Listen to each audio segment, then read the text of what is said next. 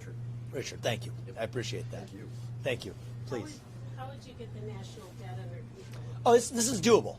It's a $34 trillion national debt. It's about $200,000 of debt on your shoulder. And I say that in your generation because it should be $100,000 each, but it's going to be your generation whose back it falls on. $200,000 on your shoulders that you didn't sign up to have. Here's the answer. I'll be very practical on the answer to this because I could give you the big throw our hands up in the air and blame everybody speech, and there's a lot of blame to go around, but forget that. Let's talk about what we do. Get the oil and natural gas out from underneath our ground, sell it, use it to buy down our national debt. It's the single most effective way to at least get it under control. $7 trillion of that debt was due to 2 wars in Iraq and Afghanistan that did not advance our American interests. Don't repeat those same mistakes in places like Ukraine. Then come in as a CEO and shut down 75% of the federal bureaucracy and start with zero-based budgeting. Zero as the baseline. Not last year's budget, zero as the baseline. This is how we tackle our national debt, and we don't have a lot of time to do this.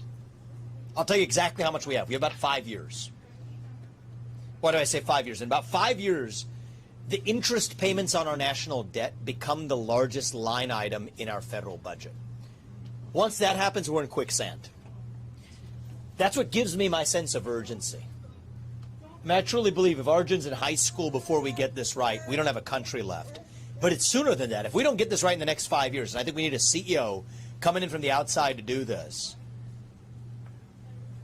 I think without making serious then cuts to things that I won't touch. I won't touch Social Security or Medicare, but after about the next 5 years, that's not an option anymore. And by the way, I want to say a word about Social Security. The Republican Party is, in many ways, the party of America last. Cut Social Security and other benefits for veterans to be able to ship $200 billion to Ukraine. No. Absolutely not on my watch. But what if I told you there's a way to attack the national debt and increase Social Security benefits? I assume that would be of interest to folks. A lot of people with Social Security benefits aren't really able to get by to live a good life right now for people who paid in. 40 years ago, if we had allowed the Social Security Trust Fund to be invested like a financial advisor tells you to invest your own portfolio, the average person collecting $1,800 per month in Social Security right now would be collecting close to $18,000 per month. Think about that. That's staggering. We can still fix that for our generation while still not cutting it for the prior generation. That's exactly how I do it without making those cuts to Social Security and Medicare. Hope that addresses your question. Thank you.